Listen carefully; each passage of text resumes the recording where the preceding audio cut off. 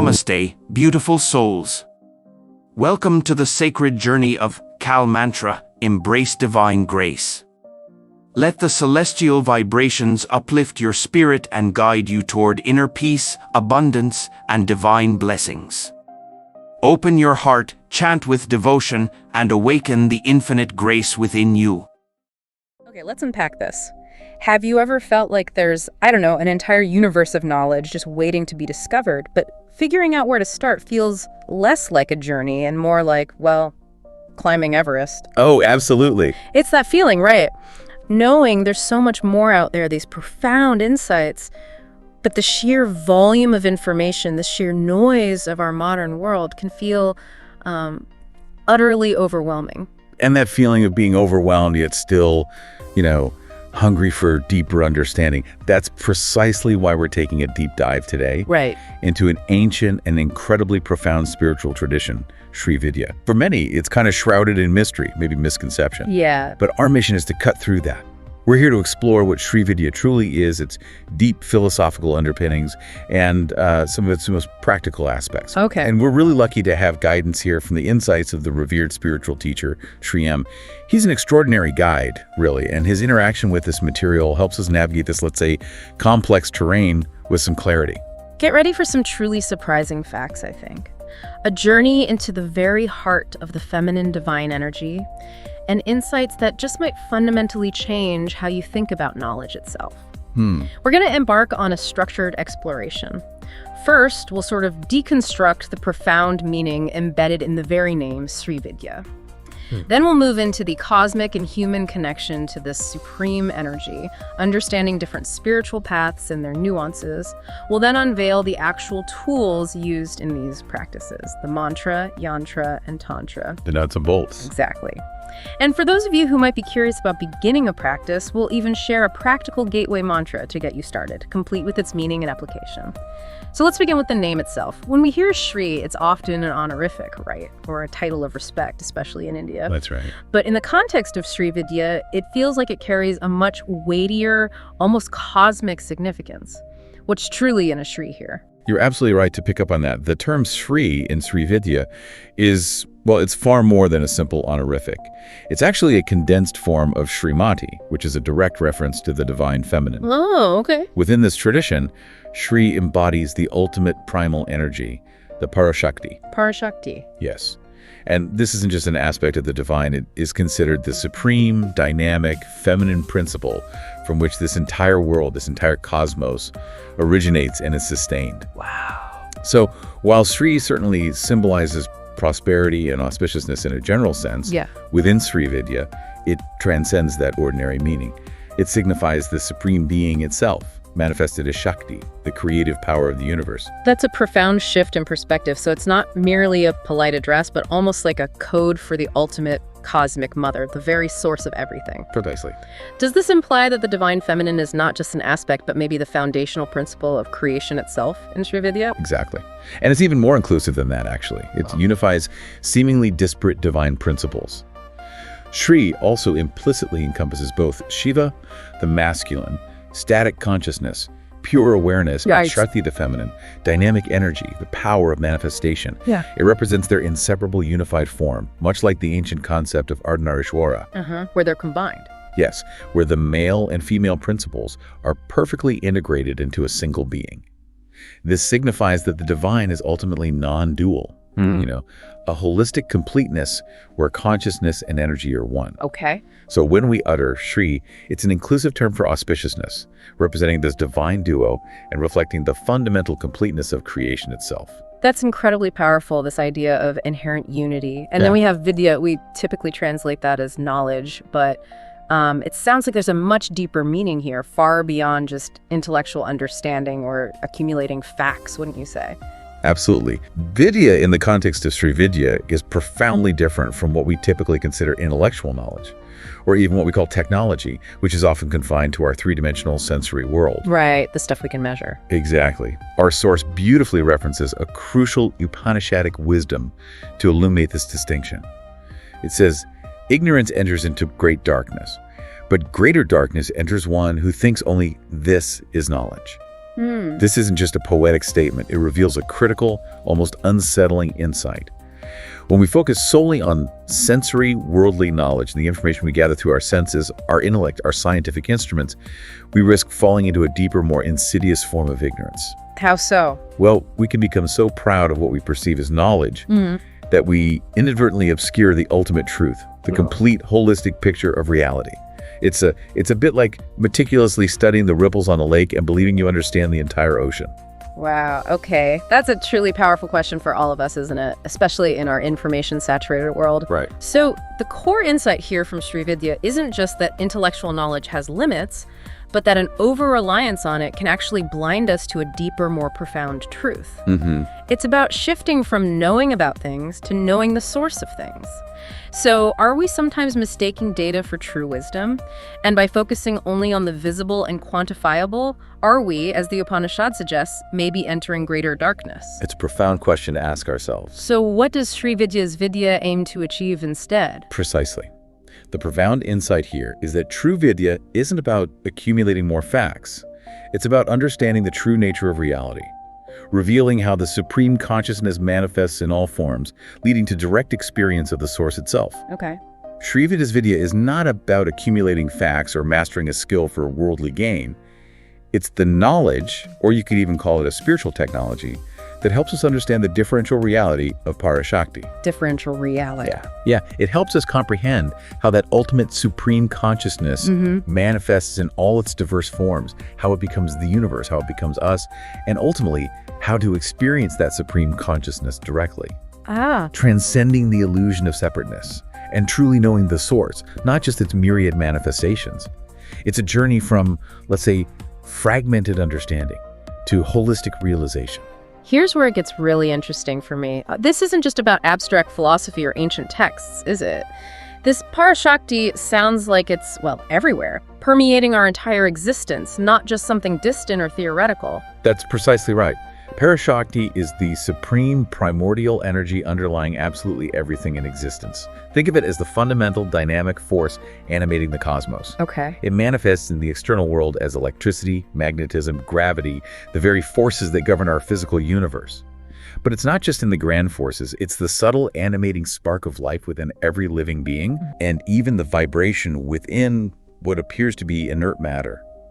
Everything, whether we perceive it or not, vibrates with this energy. It is the dynamic principle that animates all forms, from the smallest atom to the largest galaxy.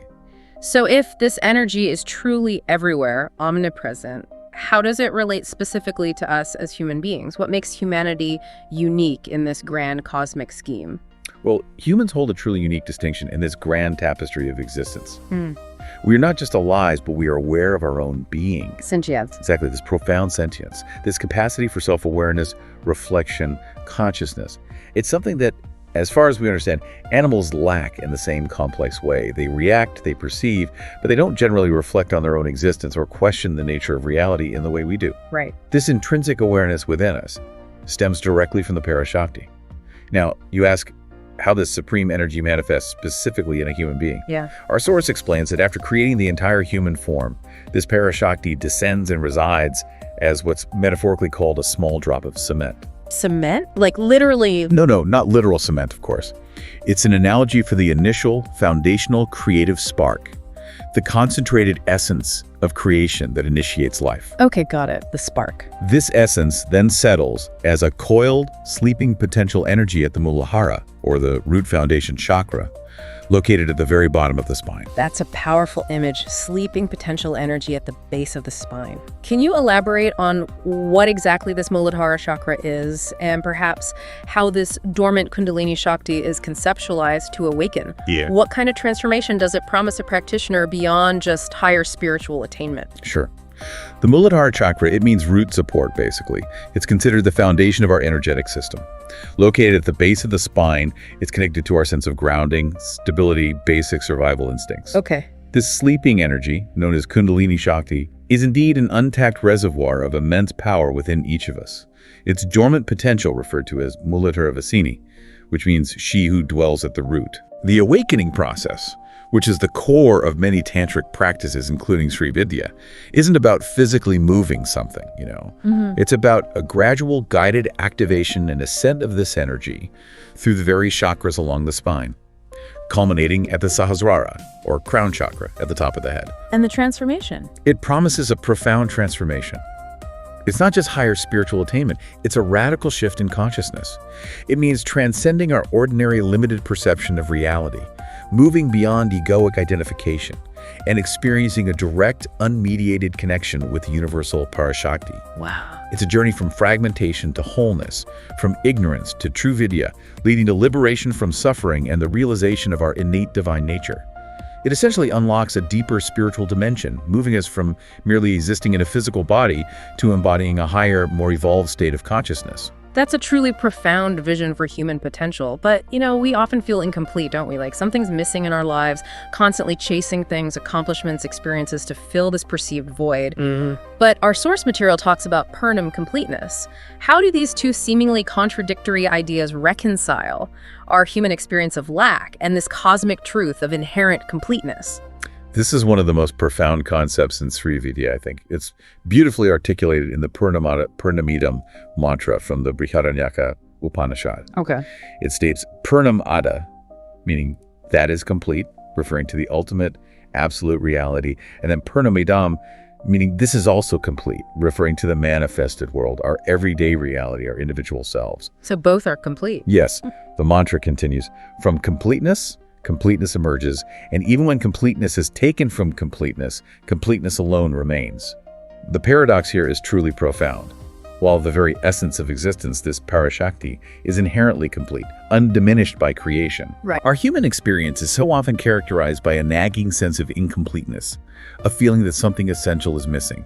We chase accomplishments, relationships, possessions, constantly trying to fill a perceived void. Yeah, the human condition, some might call it. Exactly. But what the Upanishads and Sri Vidya reveal is that this feeling isn't a fundamental truth about our being. It's a construct, a perception of the mind. Imagine a pristine lake that perfectly reflects the sky. If you stir the water, the reflection becomes distorted, creating an illusion of incompleteness, even though the sky itself remains whole. Okay, I see.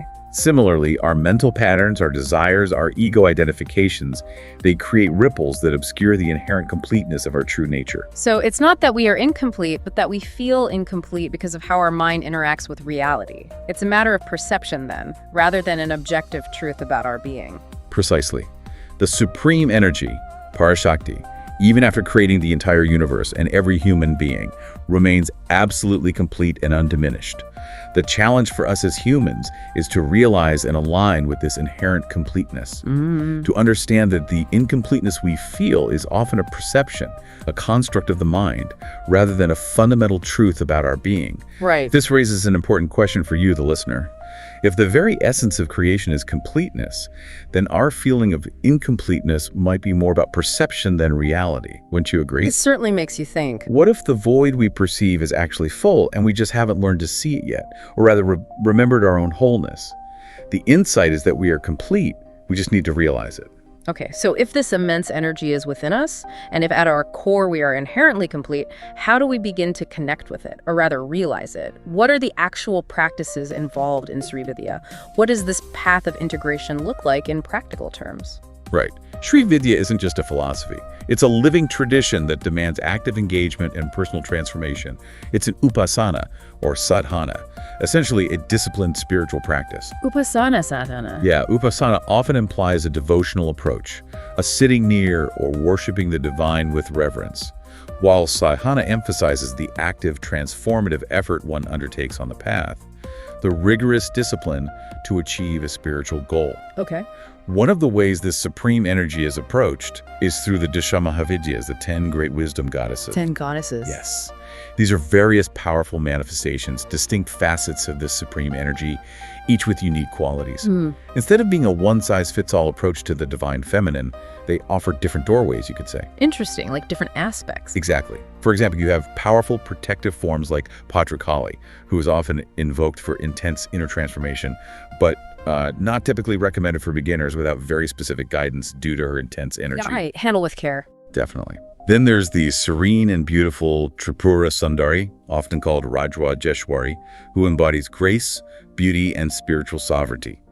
These forms are worshipped according to an individual's capacity and qualification, meaning their spiritual readiness, inherent temperament, and the specific needs of their spiritual journey. So it's personalized. Very much so. It allows for a deeply personalized path. So it's about finding the right energetic resonance for an individual rather than a single prescriptive path for everyone. That makes a lot of sense. Now, our source material then talks about two distinct paths within Sri Vidya, the right hand and left hand paths. That sounds intriguing and maybe a little intimidating or even loaded with assumptions. Can you illuminate these two approaches for us? This is indeed a vital and often misunderstood distinction. These are the Samaya Marga and the Kala Marga. The Samaya Marga, often referred to as the right-hand path, is typically described as an internal, pure, and Vedic-based path. It's closely associated with figures like Adi Shankara, who, despite his towering reputation as a proponent of Advaita Vedanta. Right, the non-dualist philosopher. Exactly. He was also a profound Sri Vidya Upasaka and strongly advocated for this path. So it's not necessarily dark or mysterious, but more aligned with traditional spiritual discipline and inner work, focusing on mental and spiritual purity. What's the core focus of the Samaya Marga? Precisely. It is not dark at all. In fact, it is considered more orthodox, more accessible, and deeply rooted in Vedic principles of purity and discipline. The focus here is primarily on internal worship, deep meditation, mental purification, emphasizing self-restraint, adherence to dharma-righteous conduct, and transcending attachment to external physical sensations. Practitioners engage with the divine on a purely subtle internal level, recognizing the macrocosm within the microcosm of their own being. Internal focus. Yes. Adi Shankara's Saundarya Lahari, a beautiful hymn of 100 verses to the Devi as Rajwajeshwari Tripura Sundari, is a classic and eloquent example of this path's devotional, introspective, and philosophically profound essence. It guides the practitioner to see the divine within their own consciousness. And then there's the Kaula Marga, often labeled the left-hand path, which sounds quite different and perhaps carries a more controversial or even dangerous reputation. What is its nature and why is it so misunderstood? The Kala Marga is indeed distinct and often profoundly misunderstood. It's sometimes considered dark or dangerous if not practiced with extreme caution, genuine understanding, and crucially, proper guidance from a highly qualified guru. Okay, strong caveat there. Absolutely. This is often an external path that can involve the Panchamakaras, literally, the 5 M's, madhya, intoxication, often alcohol, mamsa, meat, matsya, fish, mudra, parched grain or specific postures, and maithuna, sexual union. Right. Elements typically forbidden in other paths? Exactly. These elements in their literal form are typically forbidden in Orthodox Vedic paths. That sounds like it could easily be misinterpreted as mere indulgence or license rather than a spiritual path. What's the underlying rationale, according to the tradition, for these practices? It seems counterintuitive. You've hit on the core of the misunderstanding. The rationale, as explained in our source, is that this path is designed for a very specific type of highly advanced practitioner, those referred to as veers, heroes, or divyas, divine beings. Okay, not for everyone. Definitely not. For these individuals, avoiding worldly temptations, suppressing them, or merely turning away from them isn't deemed sufficient for their specific spiritual evolution. Instead, they choose to face these very temptations directly. Face them head on. Yes, to engage with them, conquer them, and ultimately transform them from potential obstacles into instruments of liberation and spiritual energy. It's an incredibly potent but also potentially perilous path, precisely because it deals with energies that, if mishandled, can lead to downfall. I can see that. The tradition strongly emphasizes that it is definitely not for ordinary individuals, whom it refers to as passions, or sort of animal-like beings, still caught in worldly desires and unable to transcend them, because they would simply succumb to indulgence and lose their way. So the danger isn't in the practices themselves in a vacuum, but in the practitioner's level of spiritual development, inner strength, and most importantly, their intention. Exactly. Without that profound internal mastery, it sounds like it could lead to spiritual downfall, confusing pleasure with profound liberation. What are some of the historical warnings or common pitfalls highlighted by the tradition for those who might misunderstand or misuse these practices? Oh, the warnings are explicit. Misinterpretation and misuse by the unqualified can tragically confuse indulgence with liberation, leading to serious negative consequences, not just spiritually, but in all aspects of life. Right. Without pure intention, deep understanding, and rigorous self-mastery, one can become entangled in the very attachments they sought to transcend. It can lead to moral decay, obsession, and a complete spiritual derailment. A powerful example that illuminates the true spirit of this path, beyond literal interpretation, is that of Ramakrishna Paramahamsa. Oh. He reportedly engaged in some Kaula practices, but his approach was utterly transformative. For instance, instead of offering alcohol, he would offer water. And instead of literal meat, he might offer mud. Symbolically. Exactly, symbolizing the internal intention and spiritual meaning behind the external act.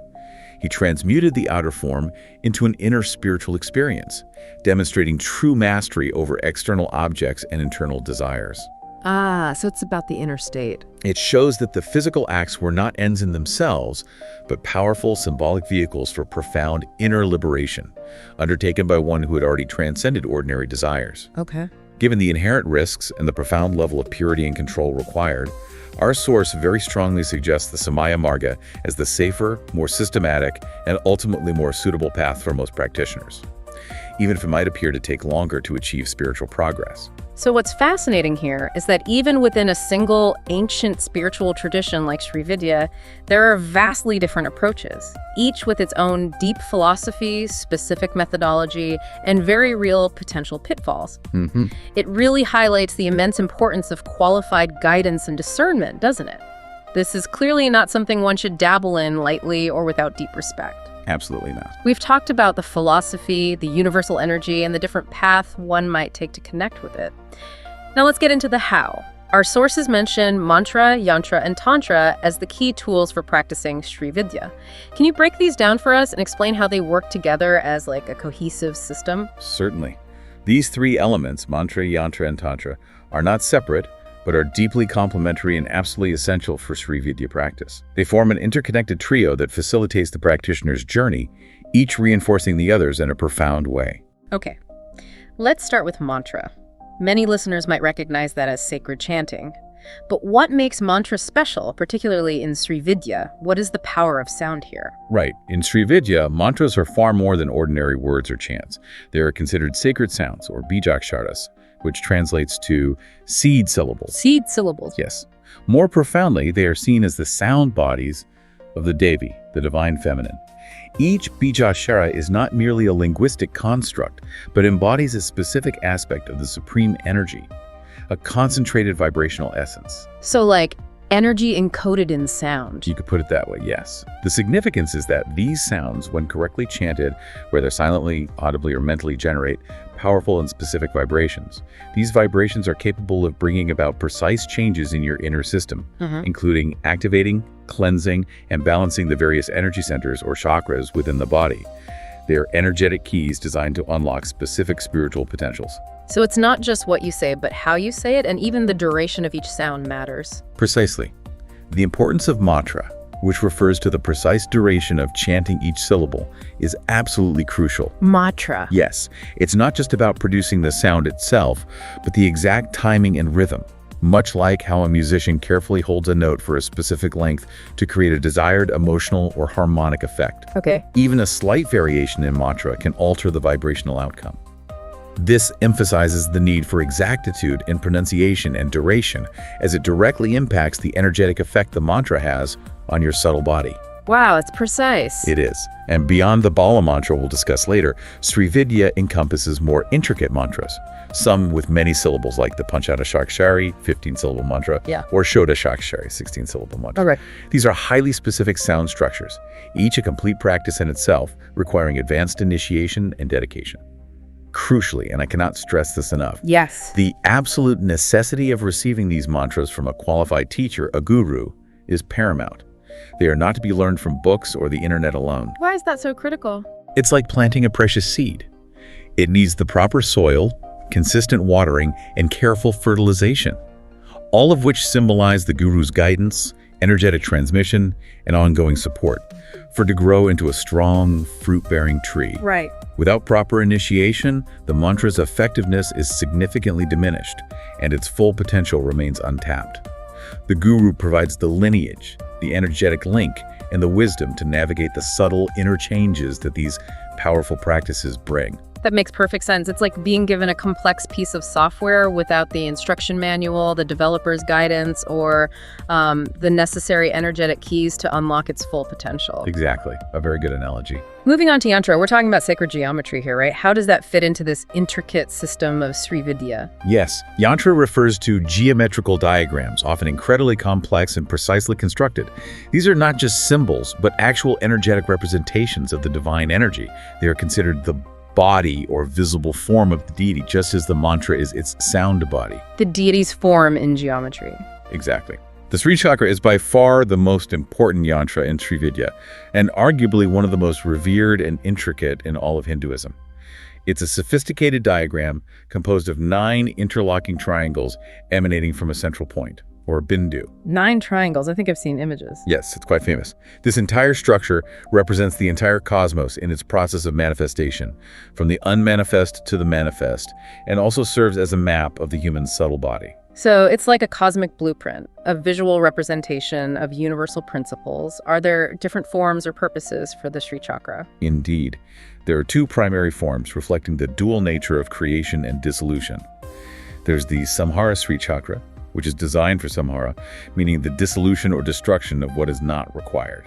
Clearing things out. Yes, things like negative patterns, ignorance, obstacles in one's life, or karmic impediments.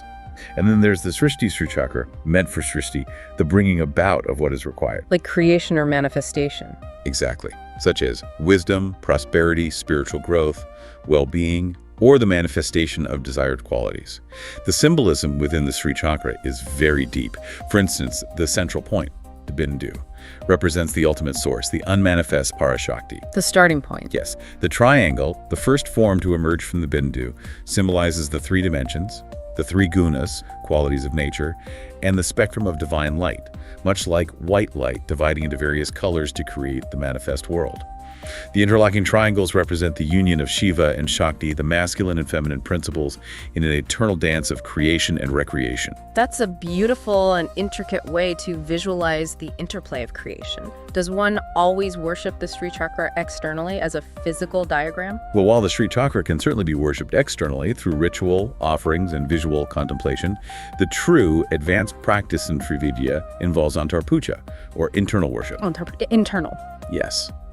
This means visualizing and worshiping the Sri Chakra internally, within your body's energy centers or chakras, recognizing that the external form is a precise, geometrically perfect mirror of your inner cosmos.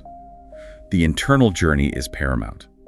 Finally, let's talk about Tantra. We've heard the term often, sometimes associated with very specific and often widely misunderstood practices, but here it seems to refer to a foundational aspect of Sri Vidya, more broadly. You're absolutely right to point out the common misconceptions about Tantra. In this context, Tantra refers to ancient texts such as the Mahanirvana Tantra, Kularnava Tantra, and Chakra Nirupanas. These are essentially the foundational textbooks for yoga and Tantra. Ah, the source text. Exactly. Detailing the philosophical underpinnings, the practical methodologies, and the esoteric knowledge of these traditions. They are far more than just guides for rituals. They map out the subtle energy centers, chakras, describe the processes of spiritual growth, provide detailed instructions for how practices like mantra and yantra are to be correctly applied, and offer a vast cosmology. So they explain the whole system. Yes. They explain the mechanics of creation, the nature of the divine, and the path to liberation through engaging with, rather than rejecting, the world. So these texts are the how-to guides, mapping out the energy centers and detailing the processes of spiritual growth, providing the intellectual and practical framework for the entire system. Precisely. It truly is an interconnected system, the sound, the symbol, and the scriptural guidance all working together for profound transformation. That's a perfect summary. For someone new to Sri Vidya, or perhaps just curious about dipping their toes into such a deep and intricate tradition, this might all seem incredibly vast and complex. Where does one even begin? Our source points to a specific mantra as a truly accessible and practical starting point. That's an excellent question, and it highlights the practical wisdom embedded in this tradition. For beginners, or even those not yet ready for the full intensity of advanced Sri Vidya practices, the Balachapur Sundari mantra serves as a practical, accessible, and highly effective gateway. Balachapur Sundari. Yes, it translates to the beautiful young girl of the three cities, and she is considered the little girl form of the Devi, a younger, more approachable and nurturing manifestation of the supreme feminine energy. The little girl form, okay. She is typically depicted wearing vibrant red attire, holding a book, symbolizing knowledge, a rosary, symbolizing spiritual practice, and making gestures of fearlessness and wish-granting. She embodies purity, innocence, and potential. So she's like a gentle introduction, a foundational step, making this profound tradition approachable before moving on to more intricate and demanding practices. Exactly. Practicing her mantra, often simply called the Bala mantra, is considered a crucial preparatory step. It's akin to a child learning basic arithmetic before tackling advanced calculus. Right, building blocks. Yes, it builds the foundational energetic and mental stability, prepares the inner system, and opens the necessary channels within the practitioner for deeper engagement with the more complex Sri Vidya tradition. It cultivates the inner qualities needed for the spiritual journey. Okay, let's get specific. This mantra, Aim Klim Sa, sounds incredibly concise yet packed with power. What does each part signify, and how do they work together to create such a potent gateway? This short mantra, despite its brevity, is incredibly potent and perfectly balanced. Each bijakshara, or seed syllable, resonates with a specific divine energy and a particular energy center within you, creating a synergistic effect. Okay. First, we have Aim, pronounced A-I-M. This is the bijakshara for Saraswati, the revered goddess of wisdom, knowledge, creative expression, and eloquent speech. Saraswati, wisdom. Got it. Energetically, it is associated with the Vishuddha, or throat chakra. This chakra is the center of communication, self-expression, creative sound, and the purification of thoughts and words. Makes sense, the throat. Chanting Aim is believed to open channels of wisdom and understanding, fostering clarity of thought, enhancing communication skills, and igniting creative inspiration. It helps you articulate your truth and access deeper layers of intelligence. So it's about intellectual and creative clarity, a purification of thought and expression. Precisely. Next is Klim, pronounced Klim with a soft up. This is a very complex and multifaceted bijakshara, often called the Kama Bija, the seed syllable of desire. Desire, okay, interesting. It's associated with Kamadeva, the deity of desire, but its power extends far beyond ordinary longing. It's also deeply connected with Durga, representing divine power, the ability to break through obstacles, and intense transformative energy. Wow, Durga too. And interestingly, it's also considered a bijakshara of Krishna, signifying universal attraction, magnetism, and a dark or all-encompassing aspect that draws everything towards it. So desire, power, attraction. Yes. This syllable is primarily associated with the Sahasrara, or crown chakra, which is the center of higher consciousness, spiritual realization, and transcending limitations. Klim helps to penetrate ignorance, dismantle deeply ingrained obstacles, and channel our inherent desires not towards mundane pleasures, but towards higher spiritual goals and ultimate liberation. Ah, so it directs the desire upward. Exactly. It transforms ordinary desire into a powerful spiritual aspiration. That's a truly fascinating combination. Desire, power, attraction, and breaking through limitations, all leading to higher consciousness. It suggests that desire itself isn't inherently negative, but that the direction and channeling of that desire are paramount. Indeed. It transmutes and elevates desire into a spiritual force, a tool for evolution. Finally, we have So, pronounced So-u or Sao. This is the bijakshara for Lakshmi. Lakshmi, prosperity. Yes, the benevolent goddess of prosperity, wealth, and spiritual abundance. This encompasses not just material affluence, but also spiritual well-being, vibrant health, inner richness, and a profound sense of contentment. Holistic well-being. Definitely. It is associated with the Anahata, or heart chakra, which is the center of compassion, unconditional love, inner harmony, and spiritual abundance. Heart center. Chanting Samo helps open channels for inner and outer well-being, promoting physical and mental health, fostering deep love and compassion, and cultivating a profound sense of completeness and contentment, dissolving feelings of lack. What's truly fascinating here is how this concise mantra is designed to open up channels for wisdom, transformative energy, and a holistic well-being within you.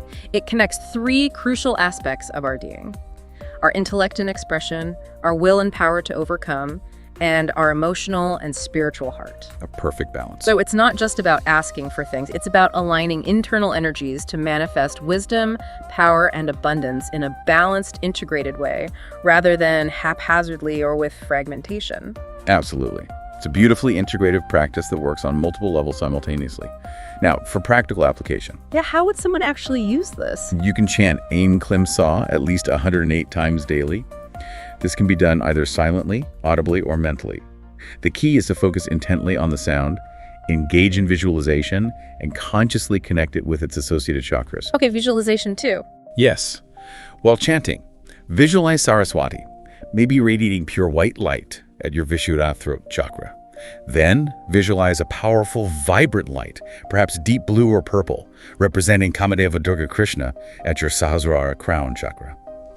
Finally, imagine a beautiful, radiating pink or golden lotus, symbolizing Lakshmi, blossoming at your Anahata heart chakra.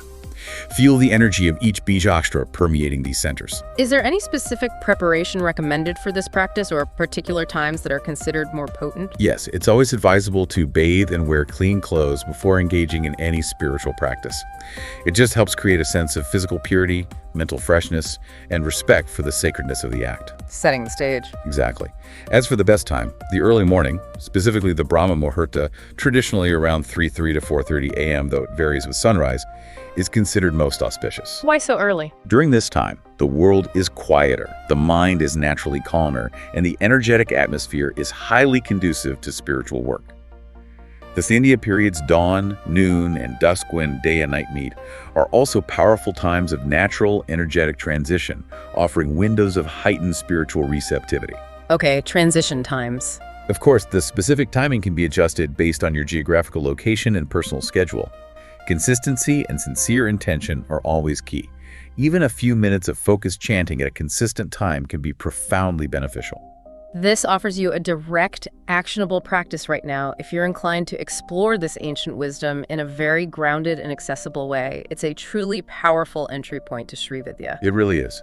Building on everything we've discussed, it's critical to reiterate a point that was profoundly emphasized regarding all Sri Vidya practices, especially the Bala mantra, the indispensable role of the guru. Right, the teacher. This raises an important question. Why is an initiated guru so critical in these paths?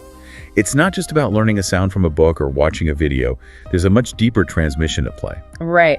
It really highlights the difference between merely reading a recipe and having a master chef teach you to cook. The nuanced understanding, the energetic transmission, the personalized guidance, the very spirit of the practice is all passed through direct experience and a living lineage with a qualified teacher. Exactly. Our source gives a beautiful analogy. Think of a precious exotic plant. For it to truly grow into a strong, fruit-bearing tree, it needs not just a seed, but the proper soil, consistent watering, and adequate fertilization. The guru embodies that holistic care. They prepare the right inner ground within you, provide the regular nourishment of guidance, and perhaps most importantly, offer the energetic fertilization through initiation, known as Diksha. Diksha, the initiation. Yes.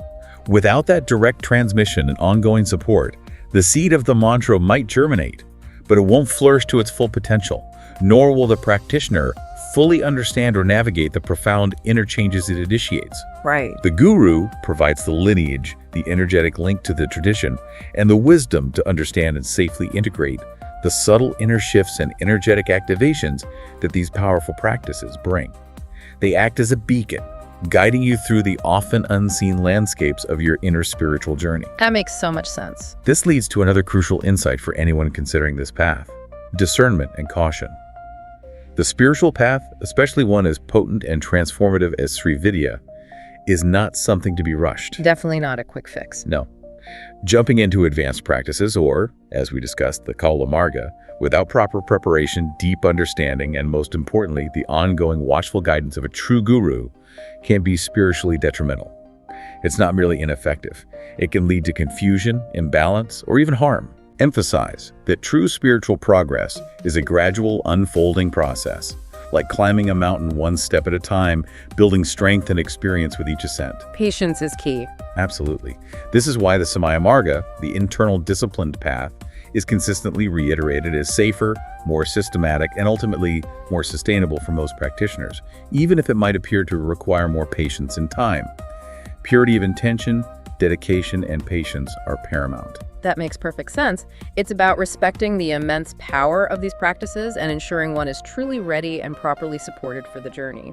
Now, our source also clarifies some common misconceptions, especially distinguishing Sri Vidya mantras from other widely known spiritual practices, like the Gayatri mantra. Yes. This distinction is vital for you, the listener, so you don't inadvertently dilute or misdirect your practice, assuming all mantras are interchangeable. It's a very important point indeed. When it comes to chanting, there are often common mispronunciations, even with widely known and revered mantras like the Gayatri. Oh yes. For instance, people sometimes add an extra om where it doesn't belong, or mispronounce swa, referring to Swargaloka, the celestial realms, as swaha, which has a different meaning and energetic implication, often used for oblations and fire rituals. Okay, subtle but important differences. Very. These seemingly minor alterations can significantly change the energetic resonance and intended effect of the mantra. The Sri Vidya mantras, particularly the Bala mantra, are unique and powerful in their own right, with a distinct lineage and energetic signature. So they stand alone. Yes, they are complete practices in themselves, meticulously designed for a specific purpose within this tradition, that of awakening the Parashakti within.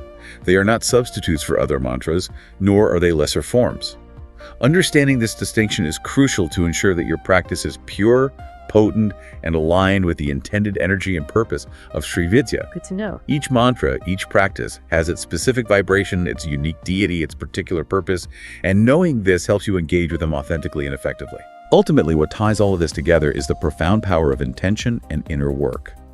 While external rituals, precise chants, and sacred geometries certainly have their place and serve as powerful aids, the tradition continually reiterates that they are less important than your internal intention, your purity of heart, and the deep inner work of spiritual growth. The inner state is primary. Exactly. Yeah. The aim, as we discussed throughout this deep dive, is to open channels of wisdom, energy, and well-being within you.